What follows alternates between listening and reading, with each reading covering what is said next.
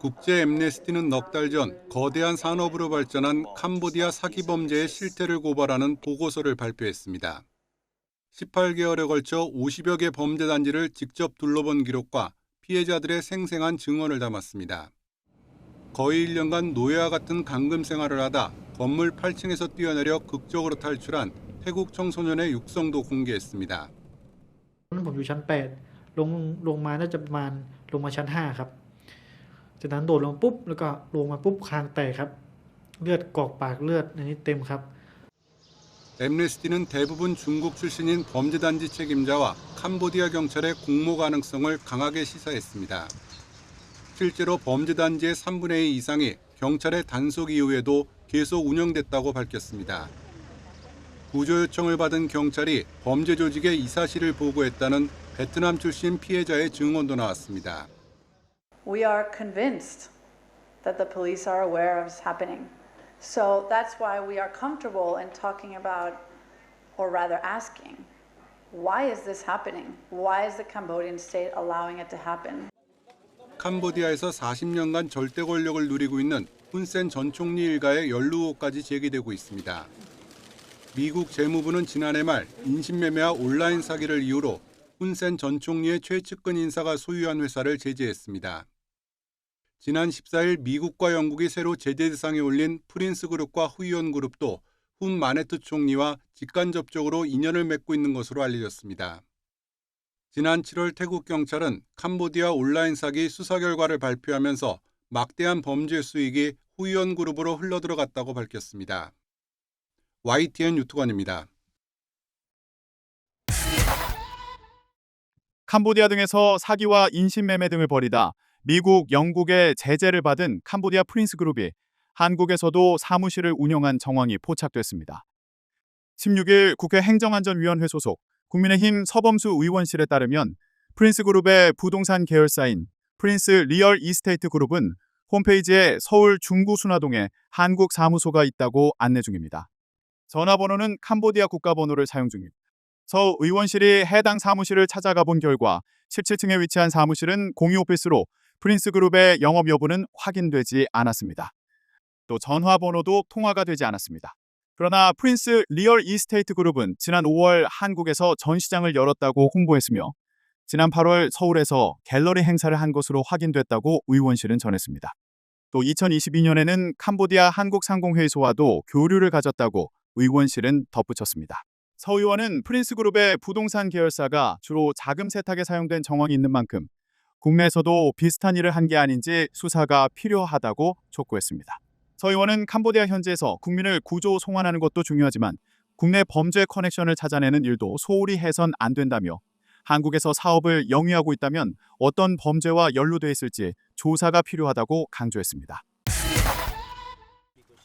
동남아 여행을 하던 A씨와 한국에서 배달 대행 일을 하던 B씨가 캄보디아 롱베이에 있는 범죄단지 웬치에서 만난 건 지난 4월입니다.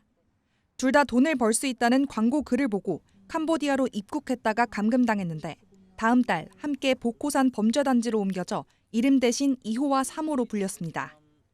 그리고 두 달 뒤인 지난 7월 30일에 새로운 남성 21호가 왔습니다. 뼈가 다 드러날 정도로 보였고 그다음 온몸에 걷지를 못하고 상처도 나고 며칠 후에 죽을 사람으로 보이겠다. 21호는 캄보디아에서 숨진 대학생 박모 씨로 당시 제대로 걷기도 힘든 상태였습니다. 이전에 갇혀있던 범죄단지에서 뼈가 드러나고 온몸이 멍자국에 자주색으로 보일 정도로 심각한 폭행과 고문을 당했던 겁니다. 박 씨는 여기서 만난 한국인 B 씨에게 자신의 계좌에서 누군가 몰래 5천여만 원을 빼갔는데 이걸 갚지 못했다며 이 때문에 무려 일주일 넘게 고문을 당했다고 하소연했다고 합니다. 7박 8일 동안 밥도 주지 않고 묶어놓고 고문하고 폭행했다고 말했어요. 손발로도 구타를 당했고 그 다음에 전기 고문도 당했고 물 뿌리고 더 고통을 심하게 하려고 눈물을 글썽거리면서 울면서 거의 울면서 얘기하더라고요. 보코산 범죄단지 조직은 당시 말도 제대로 못하는 상태인 박 씨를 치료해서 일을 시키려는 생각으로 헐값에 사왔다는 게 B 씨의 설명입니다. 그분은 2,000불인가 3,000불 아주 헐값에 몸이 많이 망가졌기 때문에 약을 먹이고 회복시켜가지고 자기네들이 지시하는 일에 투입할 수 있다 생각해서 조직은 단지 안에 있는 의원에 박 씨를 한 차례 데려가 치료했지만 차도가 없자 꾀병이 아니냐며 폭행하기도 했습니다. 아프다 징징대면 이제 뺨 맞고 더 때렸습니다. 더. 밥조차 제대로 넘기지 못하던 박 씨는 계속 고통을 호소했지만 추가 치료는 받지 못했습니다. 범죄단지에 온 지 일주일쯤 지난 8월 7일 밤, 쓰러진 박 씨가 눈도 제대로 뜨지 못하자 그제야 조직원들은 병원으로 옮겼습니다. 눈동자가 뒤로 뒤집어지고 흰자이 보이고 막 숨을 제대로 못 쉬고 이제 몸이 점점 몸에 힘을 못 주니까. 하지만 박 씨는 다음 날 새벽 병원으로 가는 차 안에서 끝내 숨졌습니다. 중국인 3명하고 저하고 4명이서 총 이렇게 2층에서 1층으로 가서 그 픽업 트럭에 뒷좌석에 실었을 때가 거의 12시가 다 된 상황이었는데, 경찰은 박 씨가 숨진 뒤에야 범죄단지를 찾아갔고 이 과정에서 A 씨와 B 씨는 경찰서로 옮겨져 캄보디아를 탈출할 수 있었습니다. YTN 김희영입니다. 캄보디아에서 숨진 한국인 대학생과 함께 같은 범죄단지 웬치에 있었던 40대 남성은 석 달가량의 감금 생활을 기억해 약도를 남겼습니다. 보코산 3단지로 불린 산속 범죄단지 안에는 무려 100동이 넘는 건물이 세워져 있었는데 각종 범죄가 일어나는 사무실이나 숙소 말고도 일상생활을 위한 다양한 건물들이 있었습니다. 가장 많이 보이는 건 보이스피싱이 이루어지는 사무실이었고 그 주변으로 식료품을 파는 마트와 옷이나 기계 등을 파는 각종 상점이 자리했습니다. 식당은 물론 병원과 약국까지 있어 범죄단지 밖을 나가지 않고도 일상생활이 가능했다고 합니다.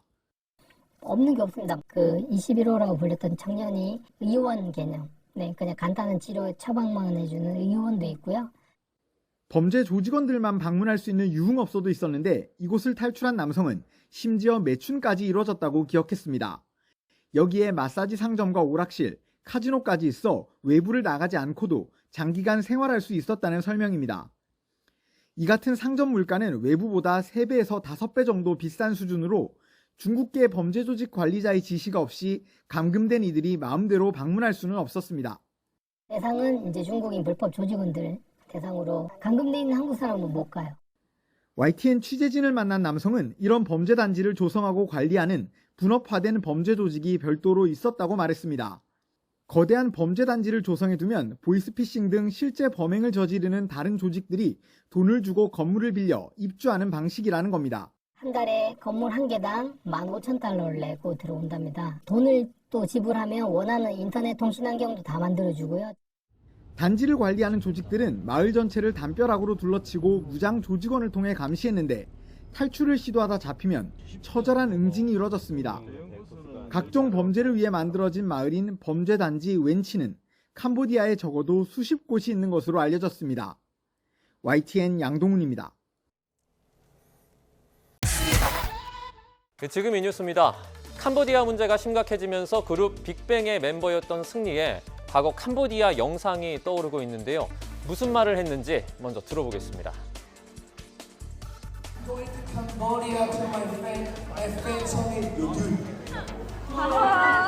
Isn't that the countries of dangerous? You Cambodia is okay. Now I can say to my friend.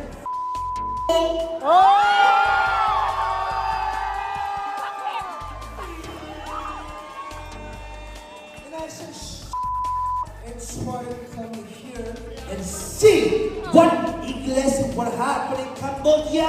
This the greatest country in Asia. 자, 승리는 이 자리에서 언젠가 지드래곤을 이곳에 데려오겠다며 호언 장담하기도 했는데요. 자, 승리 뒤편을 보면 이 벽 쪽에 프린스 브루잉이라는 글자가 보입니다. 바로 캄보디아 프놈펜의 술집인데요. 취재진이 확인을 해보니 프린스 그룹 소속 업체였습니다. 이 프린스 그룹에 대해서 어제 미국과 영국 정부는 제재 조치에 착수했습니다. 미국 재무부는 프린스 그룹을 초국가적 범죄 조직으로 규정을 하고 천주 회장 등에 대해서 146건의 제재를 시행한다고 밝혔고요.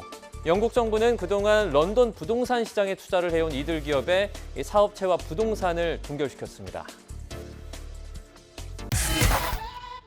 한국 젊은이 등을 겨냥한 사기 행각 동원, 고문 살해 등 캄보디아의 범죄 실태가 한국 사회에 충격을 준 가운데 관련 범죄 조직 수장들의 세간의 이목이 집중되고 있습니다. 특히 미국과 영국은 관련 유사 범죄의 배후를 공개하며 제재에 나선 상태입니다. 제재 대상 명단에는 자선 사업가를 자처하며 캄보디아에서 수년간 장학재단을 운영해온 프린스 그룹의 천즈 회장이 포함됐으며 시아 누크빌 범죄단지에서 주로 활동한 슈아이민 셔지장 등 중국 출신 범죄자들이 이름을 올렸습니다. 영국 BBC 등 주요 외신은 최근 미국 법무부가 영국과 캄보디아 국적의 천 회장을 강제 노동 수용소 운영과 대규모 암호화폐 사기 기획 혐의로 기소했다고 보도했습니다. 법무부는 그가 보유한 150억 달러 상당의 비트코인을 몰수하기 위한 소송도 함께 제기했는데 이는 역대 최대 규모의 비트코인 압수 소송입니다. 선 회장은 미국과 영국의 합동 제재도 받게 됐는데 영국 정부는 그와 그의 회사가 보유한 런던 소재 19개 부동산 등 자산을 동결했습니다. 여기에는 최대 1억 파운드에 달하는 부동산도 포함됐습니다.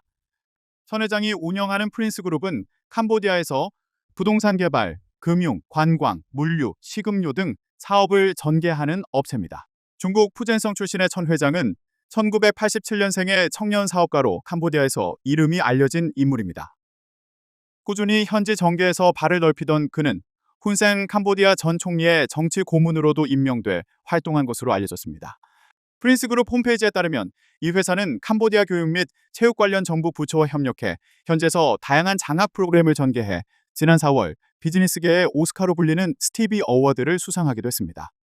천 회장에 대해서는 현지 경영계에서 존경받는 기업가이자 유명 자선가라고 소개하며 장학 사업을 하는 프린스 재단의 다양한 활동을 통해 캄보디아 커뮤니티를 돕는 데 적극 참여하고 있다고 치켜세웠습니다. 지난 5월에는 천 회장을 범죄 조직의 배후로 지목한 인권 정책 연구기관 휴머니티 리서치 컨설턴시 보고서의 폭로를 공개 부인하며 익명 제보와 추측, 신뢰할 수 없는 보고서에 의존한 내용이라면서 증거, 법원의 판결 없이 제기된 명예훼손적 주장이라고 반박하기도 했습니다. 정계와의 유착으로 캄보디아 정부가 천 회장을 보호하고 있으며 그가 중국에서의 범죄 행위로 수배 상태라는 보고서 주장에 대해서는 뒷받침할 만한 중국 법원 명령, 체포영장 또는 공식 성명이 없다고 지적했습니다. 그러나 미 법무부는 천 회장이 현재 도주 중이며 거대 사이버 사기 제국의 배후 조종자라고 발표한 상태입니다. BBC가 입수한 법원 문서에 따르면 현지 검찰은 천 회장이 대규모 인원을 수용하기 위한 특별시설을 관리하고 공범들과 함께 수백만 개의 휴대전화번호를 입수해 보이스피싱 사기를 기획했다고 보고 있습니다. 미 법무부는 이들이 범죄 수익으로 시계, 제트기 등 사치품과 피카소의 그림 등 희귀 미술품까지 구매했다고 밝혔습니다. BBC는 유죄 판결이 내려질 경우 천 회장이 최대 40년의 징역형을 선고받을 것이라고 전망했습니다. 미국 재무부도 같은 날 프린스 그룹을 초국가적 범죄 조직으로 규정하고서 천 회장을 비롯한 이 그룹과 관련해 146건의 제재를 시행한다고 밝혔습니다. 네, 슉 나왔고요. 캄보디아 재벌 프린스 그룹. 자, 우리가 이번 주, 지난주 해가지고 캄보디아에 대한 이야기를 굉장히 많이 할 수밖에 없고요. 많은 분들이 분노를 하고 있습니다. 이 프린스 그룹이라는 곳이 지금 주목을 많이 받고 있는데요. 프린스 그룹이 뭐 하는 데입니까, 교수님? 뭐 명목상이랑 실질하고 다르다라고 생각을 하고 있습니다. 뭐 미국 지금 명목상으로는 부동산도 하고 금융업도 하고 다양한 업무를 하고 있다라고 지금 이해가 뭐 관광업다 이게 전반적으로 개발업다 이게 제가 이해하기로는 굉장히 재벌처럼 그 재벌처럼 좋은 사업들 많이 약간 서비스 산업 같은 걸 많이 하고자 하는데. 사실은 그게 아닌 것 같다라는 그런 조사라고 보시면 될 것 같고 아닌 것 같다는 건 어떤 거냐면 일종의 범죄 조직이 사실은 가짜 회사를 내놓고 뭐 가짜 회사는 아니죠. 서로 자금 세탁도 하면서 돈도 벌면서 이게 왔다 갔다 하는 건데 이제 범죄 조직이 운영하는 회사가 아니냐. 그러니까 실체가 굉장히 불분명하다라는 말씀을 드릴 수 있을 것 같고 특히나 이제 우리가 이제 중심을 가지고 있는 것은 이 프린스 그룹이 한국인에게도 굉장히 피해를 주지 않았냐 범죄 조직이 연루가 된 것이 아니냐라는 이런 것이라 볼 수 있을 것 같습니다. 그러니까 이 범죄 조직 구역을 한국인 분들이 이제 좀 안 좋은 이야기지만 살해를 당하신 이 구역이 태자단지라고 이야기하고 있는데 이 태자단지를 운영하는 기업이 대기업 프린스 그룹이다라고 보니까 이게 좀 뭐가 사실은 돈이 소스가 뭐 그 양지에서도 하는 것 같고 음지에서도 하는 것 같고 우리가 이제 정확하게 회계를 모르고 그런 나라들이 회계가 불투명하다 보니까 어디서 어디로 가는지는 잘 모르겠지만 이 음지에서 하는 업무가 굉장히 큰 것 같다. 그쪽에 수익을 만들어서 정치인들 비자금도 되고 그런 것들이 아니냐, 흔히 말하는 부패의 상징이 아닐까라고 추론은 할 수 있는 것 같아요. 네네네. 예, 추론할 수 있을 것 같다는 말씀드릴 수 있을 것 같습니다. 갑자기 영화 생각이 납니다. 예전에 유행했던 영화 골드문 그룹 이런데 합법적인 사업체처럼 위장하고 있지만은 내부적으로 봤을 때는 다 범죄 조직인 그런 형태 또 살짝 생각이 나는데요. 보니까 지금 어떤 그 구조 자체, 실체가 드러나지 않았는데 미국과 영국에서 제재를 단행을 했다는 소식이 전해져 있어요. 비트코인 몰수를 했다.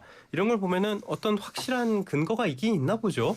그러니까 이들이 지금 이제 얘기를 하는 것들 중에 하나가 교수님 말씀하신 어떤 합법적인, 그러니까 지금 어떻게 보면 우리가 마피아도 그렇고 말씀하신 골드문도 그렇고 우리가 어떤 범죄 조직인데, 범죄 조직이라는 게 단순하게 이제 남들을 갈취해서 운영될 수 있는 부분들은 아니겠죠. 그렇죠. 그들도 네네네. 돈을 좀 벌어야 되는 부분들이 있고 다 사업을 하잖아요. 사업을 하는 거죠. 네. 이게 합법적인 사업도 있고, 근데 문제는 합법적인 사업만 있는 것이 아니라 그 속에 이제 불법적인 사업까지 이제 포함이 돼 있다라고 좀 볼 수 있는 거죠. 지금 이제 말씀하신 영국과 미국이 프린스 그룹의 이제 제재를 단행하면서 21조 원에 달하는 비트코인을 몰수했다, 이런 이제 기사들이 있습니다. 그런데 그들이 결국은 이제 우리가 이제 여기서 얘기하는 비트코인이라는 것은 정상적인 투자 자산이 아니라 불법적으로 이제 벌어들이는 소득에 대해서 이제 우리가 어떻게 뭐라 그럴까, 이거를 세탁 했다라고 좀 보여지는 부분들이 있다라고 좀 말씀드릴 수 있겠죠. 그러니까 이제 어떻게 보면 비트코인이라든지 코인 이런 것들의 우리가 부정적인 측면으로 놓고 보면 자금 세탁에 대한 불법 자금에 대한 세탁 부분들이 있는 거 아니겠습니까? 특히 북한과 관련해서 우리가 이제 세탁을 좀 많이 해줬다, 이런 또 지금 의구심도 좀 나타내고 있다라고 좀 말씀드릴 수가 있겠습니다. 현재 지금 이 그룹이 약 40억 달러의 불법 자금을 세탁을 했는데 이 중에서 3,700만 달러가 북한이 해킹한 가상화폐를 세탁을 해줬다, 뭐 이런 부분들도 있는 것 같아요. 그러다 보니까 지금 이제 우리나라는 좀 다른 문제로서 우리가 이제 이 캄보디아를 좀 보고는 있긴 하겠습니다만, 이 글로벌 주요 국가들도 캄보디아의 이런 어떤 불편한 진실들에 대해서 지금 이제 제재를 가하고 있는 것이 아니겠나, 이렇게 말씀드릴 수 있겠습니다. 미국 재무부가 프린스 그룹을 초국가적 범죄 조직으로 공식 규정을 했다고 하고요. 미국 법무부에서는 천주 회장을 와이어 사기 공모와 자금 세탁 공모 혐의로 기소를 했다고 하는데, 이 천주 회장 이름이 나온 김에 누굽니까? 아니, 이 되게 일단 우리 저희가 이제 사실 그 녹화 전에 그러니까 방송 전에 얘기를 했는데 너무 나이가 어리다. 어리다라는 이야기를 하면서 87년생이었죠. 87년생, 이게 되게 40대예요, 40대. 아니지. 아니죠, 40대. 30대. 만 나이로 했을 때는 30대 후반 정도. 그래서 어떻게 이런 사람이 돈을 저렇게 많이 벌었을까에 대해서 굉장히 좀 이렇게 이야기가 나오는데, 원래는 이제 중국인이라고 이야기하고요. 이제 지금 국적을 캄보디아로 바꿨기 때문에 이제 국제사법권에서 좀 벗어난 것이 아니냐라는 그런 이야기를 드리고 있습니다. 그러니까 이 기업 젊었을 때 결국은 이 투자를 하면서 캄보디아로 국적을 옮기고, 저희 의심에는 이쪽 정부 관련 쪽하고 그다음에 뭐 상원 의원의 어떤 굉장히 보좌관 역할 등을 하면서 해외도 다녀왔다는 이야기가 나올 정도로 이 부패와 연관되어 있는 것이 아니냐라는 의혹을 받고, 부패란 것은 결국 특혜로 이어지고, 그러니까 아무 거래를 한다고 해서 경찰에 잡히지 않고 그다음에 사업을 했을 때도 폭리를 취해도 아무 결과를 잡지 않는 이런 특혜를 받고 있는 것들이 아니냐라는 그런 이야기를 할 수 있는 것 같습니다. 결국 37세에 뭔가 사업을 이루었는데 굉장히 저개발 국가에서 갑작스럽게 됐고, 이런 정치인과 연관성도 있다라고 이야기하면은 정상적으로 사업을 했다고 보기는 조금 어렵고, 이런 것들이 이제 범죄 조직이라든지 아까 자금 세탁 이야기하셨는데 북한 자금 세탁을 했다든지 이런 것들을 수수료 받고 하면서 기업을 키운 것이 아니냐라는 뭐 이런 이야기라고 보시면 될 것 같습니다. 그래서 정치 고문의 역할을 하고 있다. 그다음에 캄보디아로 그 투자 이민을 가서, 일종의 투자 이민 같은 걸 가서 그쪽에서 국적을 바꿔서 일하고 있다. 뭐 굉장히 수상한 점이 많은 이런 사람들이다. 그리고 이제 사실 이런 것들이 저개발 국가의 전형적인 구조기도 하거든요. 저개발 국가들이 잘 안 되는 이유들이 부패해서 그렇습니다. 부패를 극복하지 못하면 정치인들이 산업을 이끌 생각이 없고, 이런 사실 자금 세탁하면은 정치인한테 돈이 들어갈 수밖에 없습니다. 들어갈 수밖에 없기 때문에 서로 이제 공존하는 관계가 아니냐, 이런 뭐 추측은 할 수 있다. 물론 저희가 이제 범죄자가 아니니까 범죄자를 식별할 수가 없기 때문에 확인은 못하겠지만, 그런 것을 추측은 충분히 가능한 이런 상황들인 것 같다라는 말씀드릴 수 있을 것 같습니다. 이 천주 회장이라는 사람이 굉장히 캄보디아 쪽에서는 뭐 3년 연속으로 올해 기업가로 선정되기도 하고, 또 훈센 총리의 아들과도 막역한 관계라고 하고 하면은 인맥이라든지 어떤 이미지 세탁 같은 걸 잘하고 있나 봐요. 그렇다라고 봐야 되겠죠. 근데 이제 그런 부분들 속에서 한 가지 좀 덧붙이면 캄보디아가 갖고 있는 역사적인 특성도 한번 좀 봐야 되지 않을까 싶습니다. 이거는 제가 한 게 아니라 오늘 우연찮게 SNS를 보면서 이제 봤는데 캄보디아 역사를 보면 굉장히 이제 식민지적인 역사를 그렇죠. 가지고 있죠. 저는 동남아의 안타까운 역사인데 유일하게 태국을 제외하고는 많은 이제 국가들이 식민지 국가였는데, 근데 이제 식민지 국가에서 이제 보통 그 식민지에 있는 사람들이 이제 독립운동을 한다라든지 그 피지배를 받을 때 굉장히 저항적인 부분들이 좀 셌습니다만, 캄보디아는 그와 반대로 오히려 식민지 지배를 받는 과정에 있어서 피지배 계급에게 오히려 좀 더 우호적인 부분들. 그러니까 굉장히 옛날에 프랑스 유학 많이 갔잖아요. 그냥 수능을 했다. 수능을 했다라는 거죠. 그러면서 이제 강한 쪽에 붙는 어떤 그런 부분들이 있고 그 밑에 있는 국민들은 그냥 순응하는. 지금 캄보디아가 가장 강한 캄보디아 입장에서 국가는 중국으로 지금 현재 보여지고 있는 상황이고요. 더군다나 이제 이 사람이 이제 중국 출신이다라는 것도 있습니다만 우호적으로 좀 중국과의 부분들, 우리도 안타깝게 이번에 좀 사고가 난 것들을 보니까 그 가해자들이 중국인으로 현재 지금 판명 나고 있는 거 아니겠습니까? 그래서 중국과의 그러니까 어떻게 보면 중국의 범죄 조직이라든지 중국에 있어서의 사람들이 캄보디아에서 불법 행위를 저지르는 부분에 있어서 상당히 이렇게 좀 눈 감아주는 면이 강한 그런 국가적인 그런 부분이 있는 그런 모습들을 해서 보게 된다라면, 이 사람이 또 특히 중국 출신이다라는 거, 그러면 두 나라에서 양쪽 다 어느 정도 영향력이 있다고 봐야 되겠죠. 더구나 돈이 많으니까. 그런 부분들 속에서 캄보디아 내에서 이렇게 올해 기업가로 3년 연속 선정될 수 있을 정도로 영향력이 있는 부분들이 아니겠나라고 말씀드릴 수 있겠습니다.